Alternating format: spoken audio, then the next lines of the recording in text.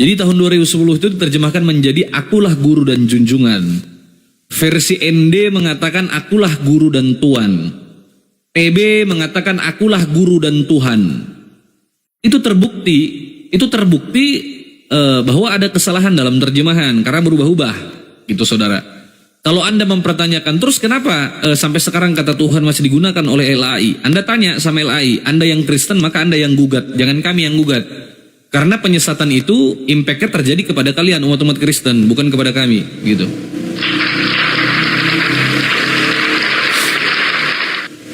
Jadi abang sekarang bisa membuktikan dengan ayat ini salah, bagaimana dengan keterangannya? Tuh, Anda cari saja kata kurios. Anda tinggal klik Google, Anda klik kurios, terus Anda terjemahkan. Artinya apa? Tuan. Saya nggak mau buka-buka data, capek-capek buat ngajarin kalian. Anda cari aja sendiri kalau memang niat gitu loh. Kan udah saya kasih tahu tadi itu. Cluenya sudah saya kasih tahu. Yang salah apa, seharusnya apa. Silakan Anda cari, Anda search di Google, Anda searching di Google. Gitu loh. Jangan saya juga yang menunjukkan. Ketika saya bertanya nanti Anda nggak bisa menunjukkan apa-apa. Lalu Anda menuntut saya untuk menunjukkan data. Ya kacau bro. Gitu. Ya lanjut silakan. Jadi dari sini saya bingung kalau kata abang dalam ayat ini salah.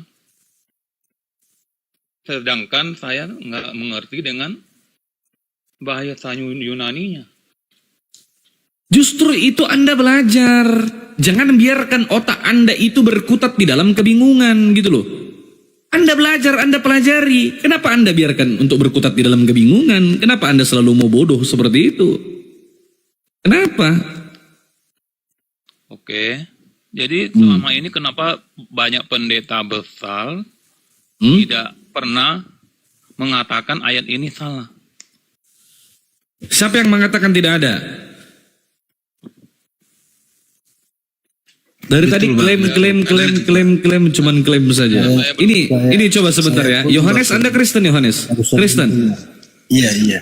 Ya, apa yang saya katakan ini benar apa salah? Apa yang tadi abang sampaikan itu menurut saya belum memahami sampai di situ. Yang barusan abang sampaikan tentang itu Tuhan atau Tuhan itu kan saya belum. Selama ini kan saya barusan dengar dari abang. Nah, oke, tak masalah jika Anda mengatakan Yesus Tuhan. Kita ikuti logika Anda, kita ikuti pemahaman Anda bahwa Anda meyakini bahwa Yesus sebagai Tuhan mono. Betul? Mono. Izin Bang Iqbal. Ya, Cak. Jadi Bang Yohanes ini dia percaya bahwa Yesus dan Allah itu beda pribadi. Dua Ya, pribadi saya tahu. yang Aku berbeda. aku nangkap. Oh iya. Nangkap. Iya, lanjut Bang. Ya. Mono. Ya. Saya ikuti logika Anda. Jika Anda mengatakan Yohanes 13:13 itu akulah guru dan Tuhan. Secara tidak langsung Yesus mengaku Tuhan di situ, betul? Kalau sudah di Alkitab berarti kan sudah langsung bang. Iya, Yesus mengaku Tuhan, betul tidak? Betul. Oke, Anda ada Bible nggak di situ? Ada kitab. Bacakan saya Matius pasal 11 ayat yang ke-25. Sebentar ya.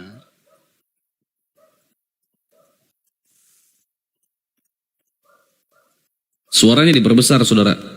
Matius berapa? 11:25. 11:25. Kecil suaranya. Ya, digedein suaranya Mono, digedein suaranya Mono. Ya, ini sudah, silakan. Udah full. Iya, volumenya itu Anda besarin, speakernya Anda dekatin sama mulutnya. Oke. Udah. Oke, udah, silakan. Pada waktu itu berkatalah Yesus, aku bersyukur kepadamu, Bapa Tuhan, langit dan bumi, karena semuanya itu engkau sembunyikan bagi orang bijak dan orang Kecil banget suaranya ya. Iya, Bang Andi. Ini Bang Andi ku gedein ya. Oke, Mono, menurut ayat itu siapa yang Tuhan?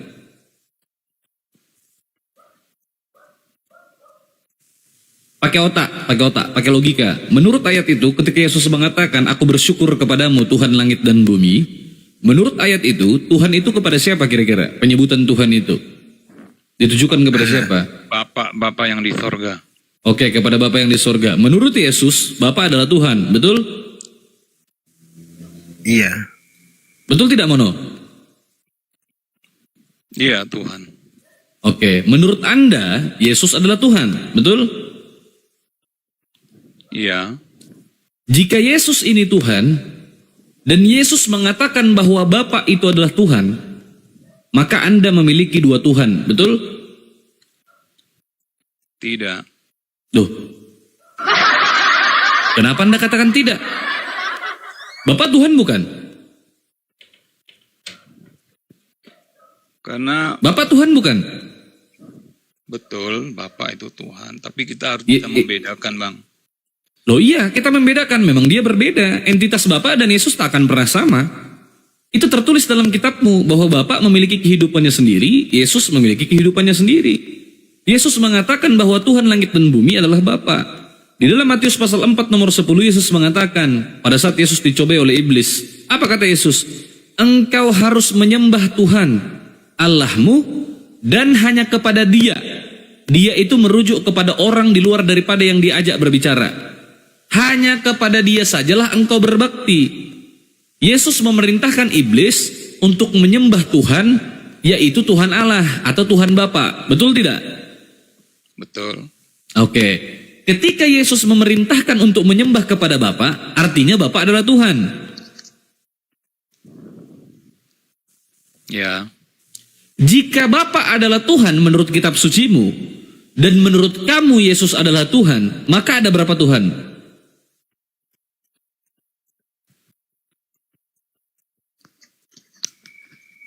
Jujur. Yang bikin kami bingung ini Injil, kitab suci ini yang buat kami bingung. Betul, jelas saja buat kau bingung. Karena ini bukan kitab suci, ini karangan manusia yang dituliskan menurut anggapan orang. Bukan bingung, Bang. Kita harus Jelaskan kepada saya jika Anda tidak bingung. Saya bisa buktikan bahwa Anda bingung dalam tempo waktu 2 menit. Mau kita uji? tahu konteksnya. Iya, jika Anda memahami konteks yang tertulis di dalam Bible, saya bisa buktikan bahwa Anda semua orang Kristen itu bingung dalam waktu 2 menit. Coba kita baca di Keluaran 3 ayat. Gak usah lari kemana-mana, tidak usah lari kemana-mana saudara. Saya bisa bikin Anda bingung dalam waktu 2 menit. Karena ini kan firman Tuhan yang berkata. Saya menjawab kamu sesuai dengan firman Tuhan. Di situ tidak ada Yesus. Nanti kalau saya bawakan lagi dalil di perjanjian lama, kau nggak percaya gitu loh. Sekarang yang saya pertanyakan, Tuhan atau utusan? Apa, Yohanes?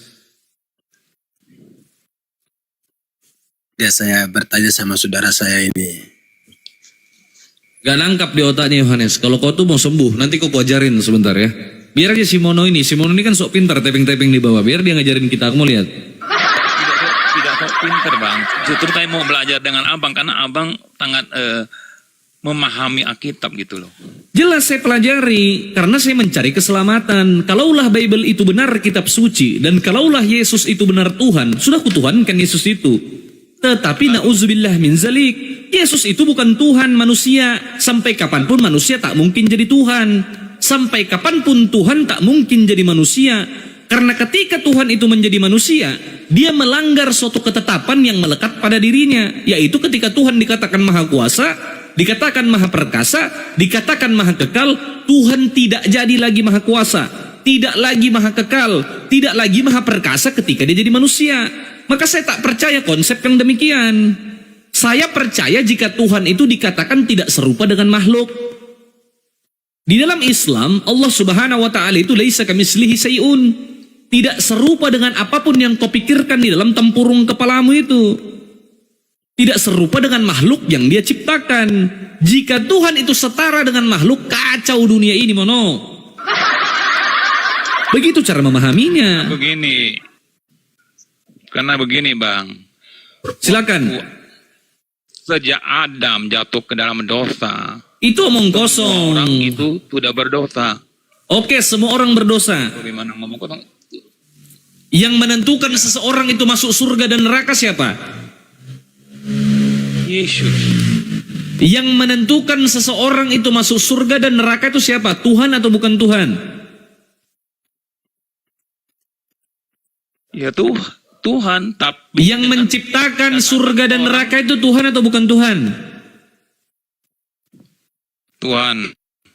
Jika yang menciptakan surga dan neraka adalah Tuhan, jika yang menentukan seseorang itu berhak masuk surga dan berhak masuk neraka juga adalah Tuhan, kenapa Tuhan harus capek-capek jadi manusia dulu, mati dulu, merendahkan diri dulu, baru dosa itu bisa dihapuskan? Otakmu di mana? Karena begitu Bang, makanya kita harus paham. Karena waktu Adam, Kita harus paham. Kau tak paham apa-apa, saudara. Kau tak bisa mengajari aku. saya boleh ngomong Bang. Kau boleh ngomong, tapi yang penting jangan yang penting jangan ngomong. potong dulu. Kalau kau yang penting Jangan ngomong aja macam kentut soalnya. Aku tak bisa mendengarkan orang bodoh berbicara di hadapanku. Sakit kepalaku. Justru Abang dengar dulu, saya belum selesai ngomong, Abang sudah potong. Bagaimana Abang Ya bisa sudah, saya tak tahu? potong. Saya kasih waktu Anda. Oke, saya tidak potong. Teman-teman yang ada di bawah, 1400 mata memandang, kita dengarkan dia ini mau berbicara apa. Dengan segenap kemampuannya, silakan. Begitu. Lalu waktu Adam jatuh ke dalam dosa, semua orang sudah berdosa. Jadi bagaimana mereka bisa menyelamatkan diri dia sendiri? Karena Tuhan mau menyelamatkan manusia, justru dia merupakan manusia, baru dia bisa menyelamatkan manusia. Karena hanya dia orang yang suci, yang tak berdosa, yang bisa menyelamatkan manusia, Bang. Karena di Yohanes 14 ayat 6 sudah berkata, hanya dia, melalui dia, hanyalah akulah jalan dan kebenaran dan hidup. Tidak ada seorang pun yang datang kepada Bapa. Bapa itu ada di surga. Kalau tidak melalui dia, tidak sampai, Pak.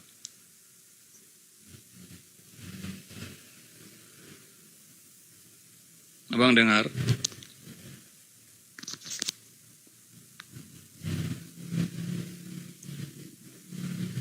Halo? Ya, saya dengar Anda, saya dengar. Anda baca dalil ini, saudara. Ya. Dari tadi kau tuh bicara omong kosong sebetulnya. Itu pemahaman yang datang dari bapak-bapak gereja. Sebentar. Bang tangkap. Coba. Ini, baca aja dalil ini, baca. Coba dibaca. Yang Yohanes 14 ayat 6 itu. Anda, ini di Heskel. Anda baca ini, Anda baca. Yang mana? Ini baca dalil yang saya tunjukkan di layar ini, Anda baca. Itu ayat apa, Bang? Dalam Yehezkel ini tertulis. Orang yang berbuat dosa itu yang harus mati. Anak tidak akan turut menanggung kesalahan ayahnya. Dan ayah tidak akan turut menanggung kesalahan anaknya. Orang benar akan menerima berkat kebenarannya. Dan kefasikan orang fasik akan tertanggung atasnya. Tetapi jikalau orang fasik bertobat dari segala dosa yang dilakukannya, itu, baca sampai seterusnya. Silakan. Orang yang berbuat dosa itu yang harus mati. Betul tidak? Betul. Kalau Adam berbuat dosa, siapa yang mati?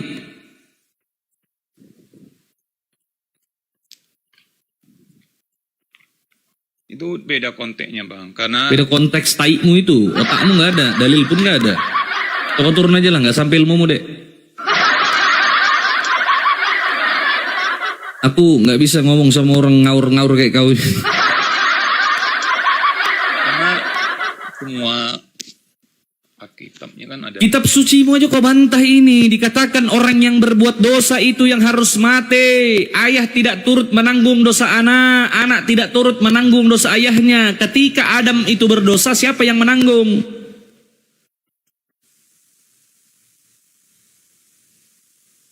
Jawab. Ya dari Adam jatuh ke dalam dosa. Jadi Ayat ini apa ini artinya? Coba kau baca dulu, baca, coba baca. Coba baca dulu, dibaca. Baca ini di layar saya. orang yang berbuat dosa itu yang harus mati. Anak tidak akan turut menanggung kesalahan ayahnya, dan ayahnya tidak akan turut menanggung kesalahan anaknya. Orang benar akan menerima berkat kebenarannya, dan kefasikan orang fasik akan tertanggung atasnya. Oke, saya tanya, ketika Adam itu berbuat dosa, Adam ini orang bukan? Waktu Adam lahir kan belum ada. Waktu Adam itu berbuat dosa, pertanyaan saya, siapa yang mati? Adam. Kalau Anda berbuat dosa, siapa yang mati?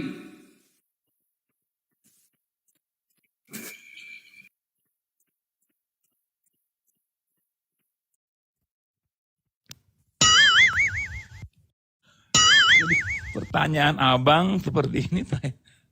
Otakmu nggak sampai, makanya dengarkan saya. Orang berbuat dosa itu yang harus mati. Jika Anda itu berbuat dosa, maka Anda yang harus mati. Kalau Adam itu berbuat dosa, dia yang harus menanggung dosanya sendiri. Bukan berarti anak-anak keturunan Adam yang menanggung, menurut ayat ini. Tetapi pemahamanmu yang datangnya dari bapak-bapak gereja, Adam yang buat dosa, kalian yang kena. Yang mati Tuhan, itu goblok namanya. Pertanyaanku, dosa waris itu tertulis di mana? Anda tadi membicarakan, menarasikan sesuatu dalam konsep dosa waris. Dosa waris itu tertulis di mana dalam kitabmu? Ada tidak dosa waris? Kalau Adam berbuat dosa, maka seluruh umat manusia berdosa. Di mana tertulis itu? Ada bang. Di mana? Kalau ada, tunjukkan kepada saya tentang dosa waris. Silakan. Tapi saya mesti cari dulu loh bang. Ya cari aja, cari. Aku nggak mau tahu. Harus kau cari, harus bisa kau buktikan, harus bisa kau tunjukkan. Makanya begini saudara, kalau Anda tidak memiliki kredibilitas, ya usahakan. Tidak memiliki otoritas, Anda bukan siapa-siapa, Anda bukan orang yang belajar, bukan orang yang terpelajar, tidak memahami kristologi, tidak memahami teologi, tidak usah menjelaskan apapun dengan saya. Saya hanya akan mendengarkan orang yang paham tentang kitabnya.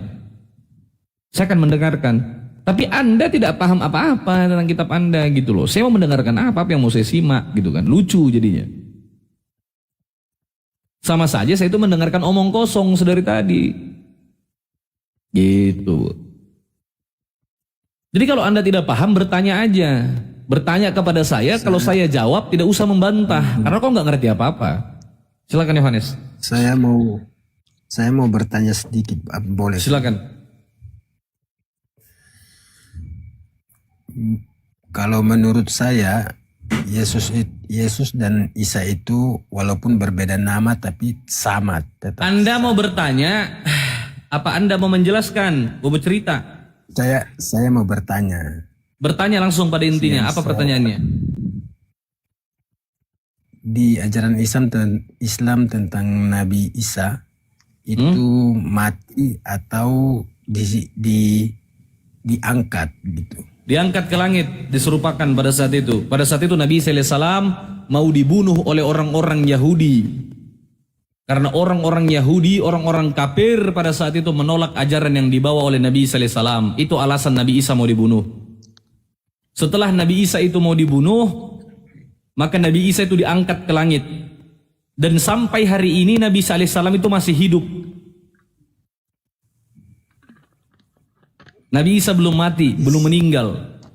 Kenapa ada orang yang berserupa dengan dia? Itu siapa? Kenapa? Orangnya? Pengkhianat, orang kafir, pendusta, penjahat. Orang yang berkhianat kepada Nabi Isa alaihissalam. Dia berpikir dia bisa menipu Nabi Isa, tapi dia tak sadar bahwa dia menipu dirinya sendiri. Dia merasa dia bisa menipu Nabi Isa. Dia merasa dia bisa menipu Tuhan. Padahal dia tidak bisa menipu Nabi Isa. Padahal dia tidak bisa menipu Tuhan. Karena perilakunya dia diserupakan wajahnya dengan Nabi sallallahu alaihi wasallam, sehingga orang-orang itu menganggap bahwa orang ini yang diserupakan ini adalah Nabi Isa, padahal dia bukan Isa alaihi salam. Nabi Isa diangkat ke langit. Oke, paham. Udah. Oke, silakan. Halo. Hmm. Halo. Nah, ini Bang. Roma 5 ayat 12. Apa? Roma 5 ayat 12. Wah, itu surat Paulus. Iya, di sini kan berkata. Bacakan. Oke. Sebab itu sama seperti dosa telah masuk ke dalam dunia oleh satu orang. Satu orang itu dengan siapa? Itu adalah Adam. Terus? Nah, dan oleh dosa itu juga maut. Demikianlah maut itu telah menjara kepada semua orang. Karena semua orang telah berbuat dosa. Kau merasa berbuat dosa nggak? Ya, saya orang berdosa. Atas dasar apa kau berdosa? Apa yang kau lakukan pada saat kau lahir? Bayi yang baru lahir itu berdosa tidak? Itu kan sudah dari Adam, natur dosa. Iya, nggak dikatakan dosa waris di situ. Yang saya minta dosa waris. Iya. Di mana dikatakan? Itu natur dosa. Yang saya minta Adam. konsep dosa waris. Anda diwariskan dosa yang datangnya dari Adam, di mana? Dengan Roma 5 ayat 12 itu sudah jelas, Bang. Tak dikatakan di situ dosa waris yang datangnya dari Adam lalu Anda yang menanggung. Di situ kan sudah jelas mengatakannya, sebab itu sama seperti dosa telah masuk ke dalam dunia oleh satu orang. Siapa orang itu? Apakah di sana sudah Siapa satu orang itu? jelas? Siapa satu orang itu? Satu orang itu adalah Adam. Ada tertulis di situ Adam. Ini judulnya kan Adam dalam Kristus. Enggak, ada tertulis nama Adam di situ. Judulnya sudah Adam, konteksnya itu Adam dan Kristus. The original text tak kenal Adam, itu nggak ada itu perikop tak kenal perikop. Makanya kita kan mesti paham itunya, Bang. Oke, nggak apa-apa saya ikutin. Saya nggak bantah. Ya. Terus ini dalil ini bagaimana caramu memahaminya? Silakan. Itu ayat dari mana? Jelaskan coba. Itu ayat dari mana, Bang? Kalau menurut saya dosa itu tanggung sendiri. Kalau menurut yang betul saya yang mana? dosa Yang betul yang mana? ya kalau menurut saya kalau dosa ayah sendiri yang tanggung dosanya. Kalau dosa Iya, ayat ini coba jelaskan biarkan aja siapa namanya tadi? Ya, kenapa Barnabas minta naik kenapa? Oke, Kenapa? tadi aku dengar dari tadi bahwa abang itu pemahaman tentang kekristenan ternyata salah semua, Bang. Ini si bodoh ini malas aku ngomong sama ini. Tahu aku 1000 akun satu suara. Karena lagi itu baru dia ketawa-ketawa. Hei, si bodoh. Itu kalau aku kasih nama setan, Bang, setan. Itu naik kemana-mana itu komal-komal Islam. Ya Arnold, selamat malam Arnold. Ya, selamat malam Bang Kata Bibel. Ya silakan jelaskan saya terkait dosa ini. Dosa ini lagi Enggak, ayat tadi ini. saya mau menanggapi, saya mau naik Bang Kata Bibel karena saya mau menanggapi bahwa Abang tadi menarasikan bahwa Nabi Isa Al-Masih tidak disalibkan. Di mana dikatakan disalib Nabi Isa? Itu dalilnya dari mana itu, Bang? Loh, memang tidak disalib. Tidak ada dikatakan disalib. Namanya tak dikatakan, maka masa aku mendalilkan sesuatu yang tidak ada? Udah. Kalau dikatakan disalib, ya disalib. Kalau dikatakan tidak disalib, tidak ada tertulis disalib, ya tidak disalib berarti. Coba tunjukkan saya satu ayat. Sekarang begini, ya, saudara, dengar saya. Kau diam aja lah, Mono. Kau menyimak aja lah. Kau nggak nyambung. Ya, lanjut. Ya, silakan. Tunjukkan saya satu dalil dalam Al-Quran bahwa Nabi Isa alaihissalam itu disalibkan. Silakan. Sebentar Bang, saya bertanya. Iya, Tadi Anda bertanya. Abang kata Bible ini bernarasi Nabi Isa Al-Masih tidak disalibkan. Benar kan tadi? Betul, tidak disalib, diserupakan, Iya. diangkat ke langit. Terus masalahnya di mana kalau Nabi Isa Al-Masih itu tidak disalib? Apa? Maksudnya masalahnya di mana kalau Nabi Isa tidak cari masalah sih. Nggak masalah kan karena memang Nabi Isa itu yang di Quran Anda itu bukanlah Yesus Kristus di Bible kami. Tidak Ya ada kalau satu sudah ayat seperti pun itu yang ngapain Anda menyatakan narasi? bahwa- Ya aku juga tidak mengatakan bahwa Nabi Isa kami adalah Yesusmu itu. Siapa yang bilang? Aku tak ada mengatakan. Aku dari tadi tidak ada mengatakan bahwa Nabi Isa alaihissalam adalah Yesus. Oke, thank you Bang. Oke. Gak ada masalah. Gara-gara kau Gak ada. Nabi Isa ya Nabi Isa Arnold. Jadi begini Arnold. Nabi Isa ya Nabi Isa alaihissalam. Aku tak kenal Yesus. Di kitabku tak ada nama Yesus. Aku tak pernah menyamakan Nabi Isa dengan Yesus. Gak pernah. Oke Bang. Ya oke. Oke lah. Oke. Lanjutlah dengan Bang Yohanes. Oke, siap. Lanjut Yohanes.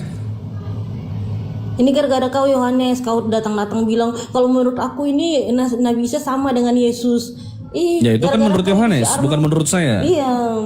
Iya si Arnold, si Yohanes ini tiba-tiba ngomong kayak gitu. Nanti si Arnold datang-datang bukan nanya ke Yohanes, malah nanyanya ke Bang Iqbal. Aneh-aneh aja. Kan ini kan pribadi saya, bukan menyangkut seluruh umat Kristen. Ya, tak masalah. Nah, jadi bagaimana tanggapanmu Yohanes kira-kira? Kalau dia punya pendapat lain, terserah dari dia begitu. Saya juga tidak memaksa dia harus mengikuti apa yang di pikiran saya, keinginan saya tidak bisa memaksa dia harus mengikuti saya gitu. Jadi menurutmu Yohanes, Yesus ini siapa? Utusan Tuhan, bukan Tuhan dia. Iya. Pintar. Diutus untuk siapa dia nih? Untuk Bani Israel. Untuk Bani Israel. Anda Bani Israel bukan? Bukan. Kenapa Anda mengikuti dia kalau dia tidak diutus untuk Anda? Saya mengikuti dia. Saya mengenal Allah karena saya mengenal Allah melalui dia gitu. Mengenal siapa? Mengenal Allah melalui Yesus. Kapan Anda pernah berjumpa dengan Yesus? Melalui apa? Melalui apa Anda mengenal Allah melalui Yesus itu? Dari mana Anda tahu? Yesus mengajarkan itu.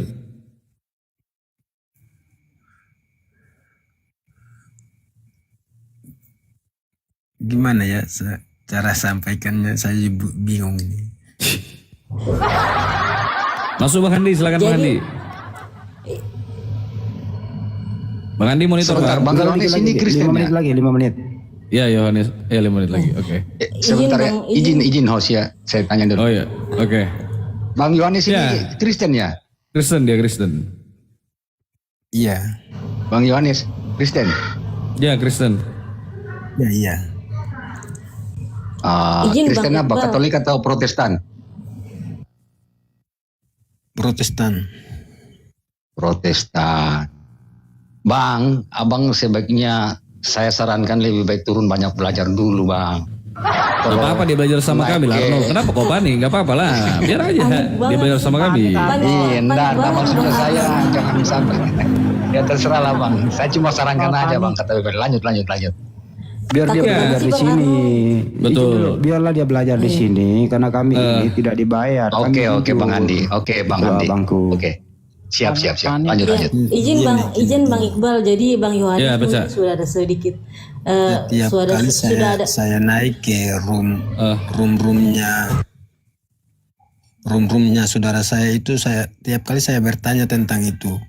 Ini Yesus menyatakan bahwa dia itu utusan, itu malah bukan saya butuh jawaban, tapi malah mereka marah, caci maki saya. Jelas, karena Anda tak diturunin tahu saya. konsep apa yang mereka pahami. Kristen itu saudara terdiri daripada 60.000 denominasi. Itu baru berbicara denom dari Protestan. Kita belum berbicara ordo-ordo yang terdapat di dalam Katolik. Mereka itu kitabnya sama, kabur.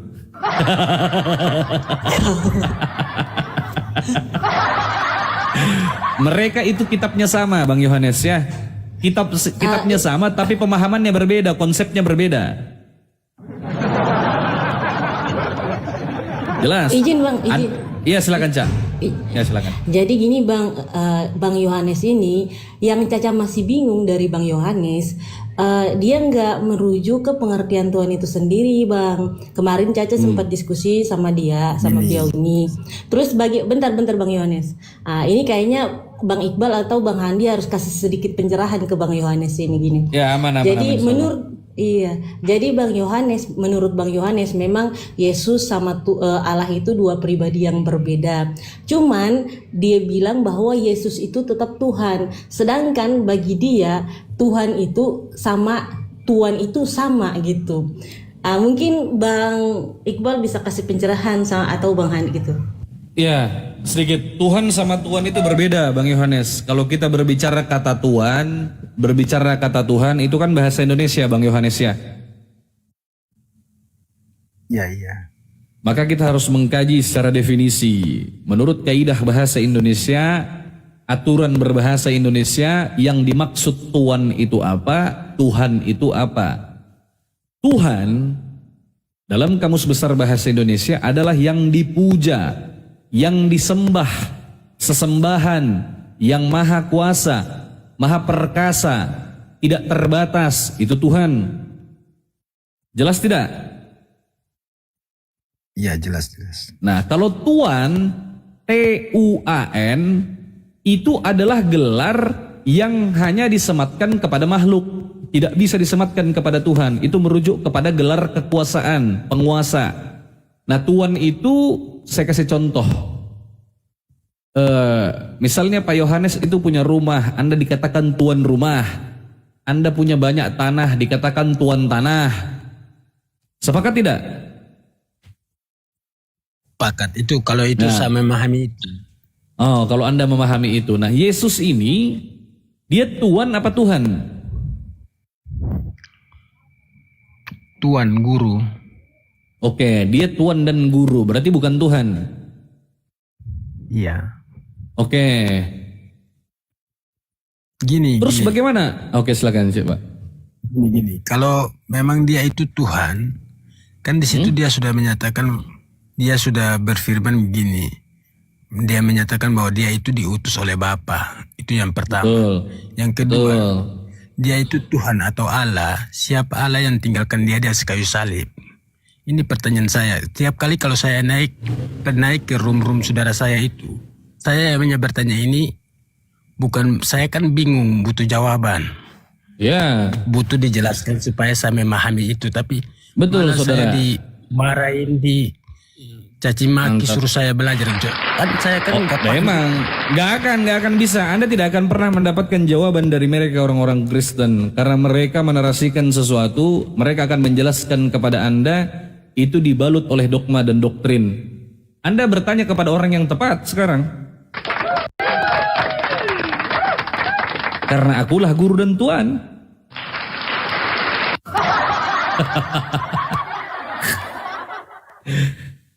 Jadi goyah apa yang Anda yakini itu bahwa Yesus adalah Tuhan. Jikalau Yesus itu Tuhan, tak mungkin dia pada saat disalib dia mengatakan Eli Eli lama sabachthani. Tak mungkin dia mengatakan Tuhanku, Tuhanku, kenapa kau meninggalkan aku? Mana bisa Tuhan punya Tuhan? Gimana Pak Yohanes? Betul tidak? Iya betul. Kalau dia itu Tuhan, kenapa dia turun ke bumi, dia tidak menyatakan akulah Tuhan, kalian harus menyembah aku. Nah, itu betul. Pintar Pak Yohanes. Masya Allah, ada peningkatan dari kemarin sampai hari ini, ada peningkatan ya Pak Yohanes. Masya Allah. Lanjut Bang. Nah, yang pertama, Anda sudah menyadari bahwa Yesus adalah Tuhan. Yesus adalah utusan. Yang mengutus adalah Tuhan. Betul? Betul. Yang kedua, Anda memahami bahwa Yesus itu diutus hanya untuk orang-orang yang tersesat. Domba-domba yang tersesat dari Bani Israel, dari bangsa Israel. Betul? Betul. Jika Yesus diutus hanya untuk Bani Israel, hanya untuk bangsa Israel, lalu kenapa ada Kristen yang mengaku-ngaku sebagai pengikut Yesus? Padahal Yesus diutus bukan buat Kristen-Kristen di Indonesia apalagi, ya kan? Kalau itu saya nggak tahu, saya dilahirkan sudah Kristen saya. Nah ya sudah, harusnya kan Anda bertanya-tanya, kalau Yesus diutus untuk Bani Israel, lalu kenapa yang percaya kepada Yesus justru orang yang bukan Bani Israel? Kan gitu. Iya, betul sekali. Nah pertanyaannya, dari mana munculnya Kristen ini? Apakah Yesus kenal dengan Kristen? Apakah Yesus itu pernah memerintahkan kepada murid-muridnya untuk menuliskan Bible, lalu diimani sebagai kitab suci? Siapa penulis kitab suci ini? Dari mana asalnya? Betul tidak? Betul. Ah, mantap. Silakan bertanya saja saudara.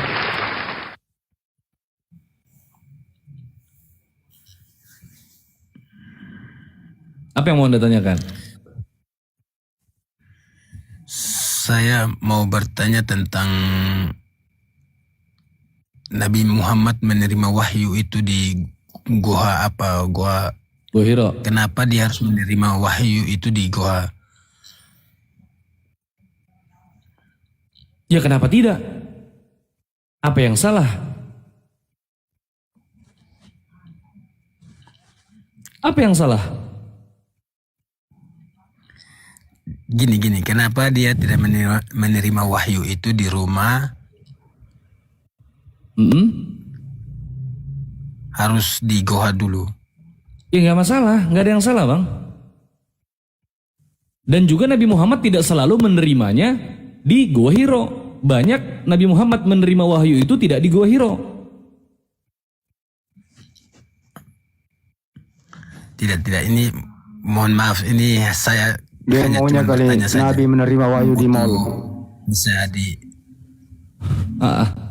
Iya Bang Yohanes, supaya nggak ada apa ya?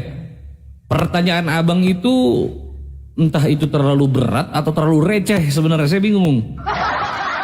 Gitu loh. Jujur. Itu sama saja seperti abang bertanya, kenapa Yesus diutus oleh Tuhan? Kenapa bukan saya? Kenapa bukan orang tua saya? Kenapa Nabi Muhammad diutus oleh Tuhan? Kenapa bukan orang lain? Kenapa harus Nabi Muhammad? Kenapa Nabi Muhammad harus menerima wahyu di dalam gua? Kenapa tidak di atas gunung seperti Musa? Kan gitu. Betul tidak? Iya. Saya rasa itu sesuatu yang tidak perlu saya jawab juga bang. Gitu loh, gak ada masalah. Tapi gak salah juga karena saya bertanya. Nggak salah juga, tapi terlalu receh. Yang penting-penting aja lah bang.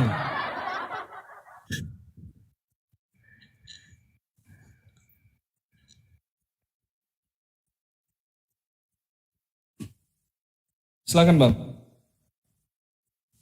Dan juga Allah itu tidak selalu memberikan wahyu kepada Nabi Muhammad itu di dalam Gua Hiro.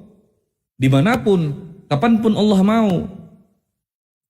Dan Nabi Muhammad itu menerima wahyu dari Allah itu selama 23 tahun Bang Yohanes. Selalu ada asbabun nuzul, selalu ada sebab turunnya ayat. Begitu Bang Yohanes. Itu berangsur-angsur selama 23 tahun. Itu tidak sekali langsung begitu langsung jadi Al-Quran. Tidak. Enggak. Dia berangsur-angsur selama 23 tahun Bang Yohanes. Kalau ada peristiwa, ya suka-suka Allah, hak prerogatif Tuhan. Gitu loh. Gitu Bang Yohanes. Iya. Jadi selama 23 tahun itu Nabi Muhammad itu menerima wahyu dari Allah. Yang mengantarkan wahyu itu adalah malaikat Jibril yang diutus oleh Allah. Yang menerima adalah Nabi Muhammad. Rasulullah SAW. Ketika Nabi Muhammad itu menerima wahyu, lalu Nabi Muhammad mengumpulkan para sahabat, memerintahkannya untuk menghafalkan wahyu yang datangnya dari Tuhan. Itu yang pertama. Yang kedua, Nabi Muhammad juga memerintahkan untuk menuliskan. Lalu dituliskan oleh para sahabat. Salah satunya adalah Zaid bin Sabit.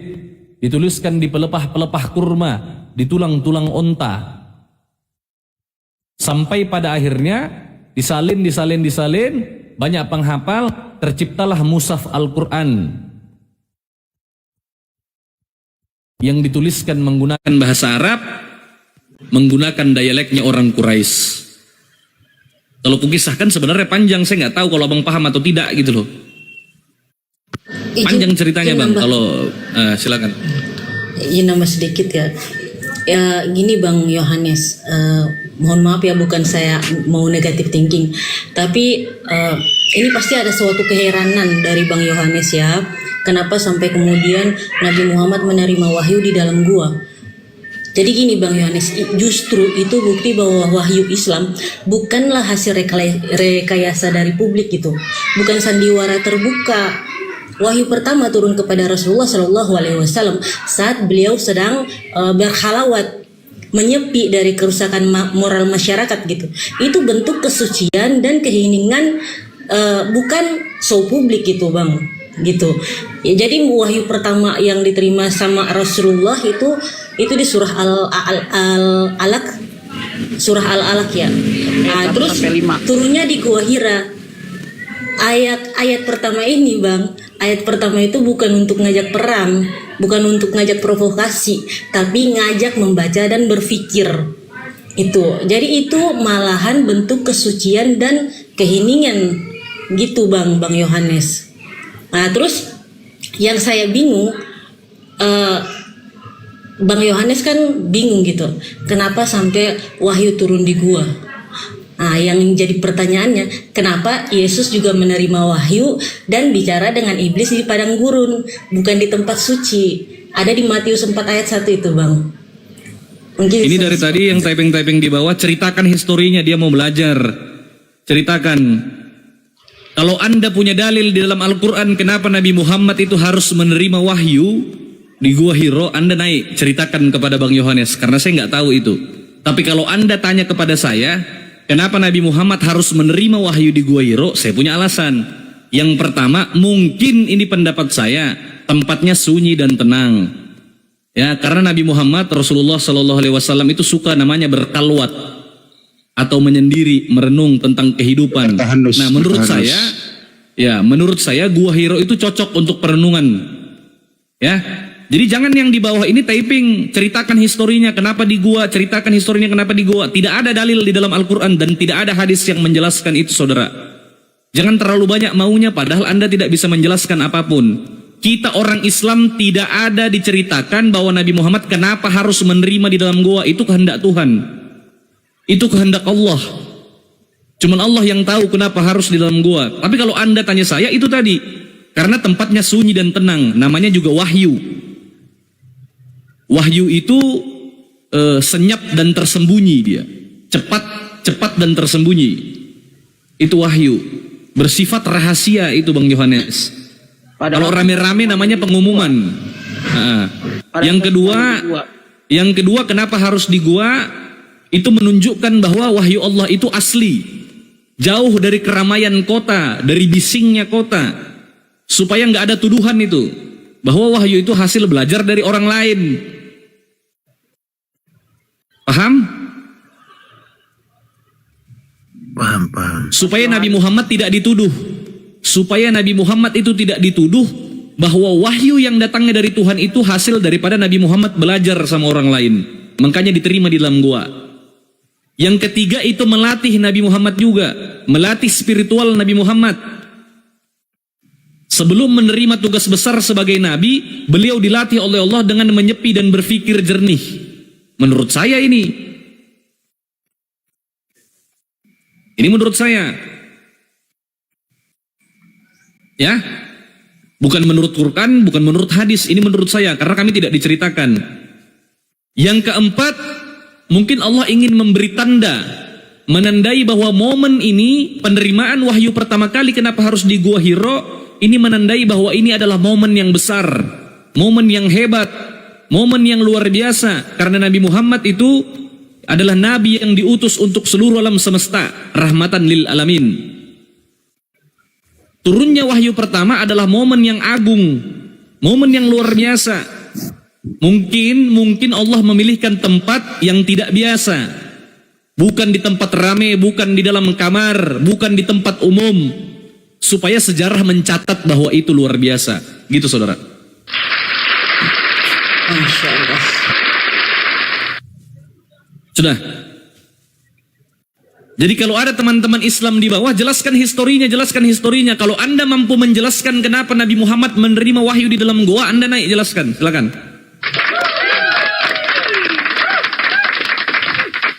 Itu sama saja Anda yang saya bilang tadi bertanya, kenapa Nabi Muhammad itu yang diutus jadi nabi? Kenapa bukan orang tuamu? Kenapa bukan saya? Kenapa bukan mereka orang-orang kafir? Kenapa Nabi Muhammad itu diutus menjadi nabi dari bangsa Arab? Kenapa bukan dari bangsa Israel? Kenapa bukan orang Indonesia? Itu pertanyaan-pertanyaan yang seharusnya tak usah dijawab kalau menurut saya. Tetapi kalau Anda memaksa saya harus menjawab itu pendapat saya Bang Yohanes. Jelas? Iya, jelas, paham. Masya Allah, alhamdulillah. Boleh saya nambah? bahkan Boleh saya nambah? Silakan. Oke, izin nambah ya. Kemarin malam itu ada salah satu ustadz yang saya Bang, bertanya seperti Yohanes, ini. Yang izin dan nambah sedikit ya. Udah benar itu pemaparan saudara saya ya. Nah, kenapa Nabi Muhammad memilih tempat yang sunyi gitu? Karena pada waktu belum ada masjid ya. Gua Hira memberikan suasana yang tenang dan jauh dari hiruk-pikuk masyarakat Mekah yang pada saat itu sedang dilanda kerusakan moral. Zaman jahiliyah Bang, ya kan? Belum diutus. Zaman fatrah tidak diutusnya seorang nabi, jauh setelah Nabi Ismail ya.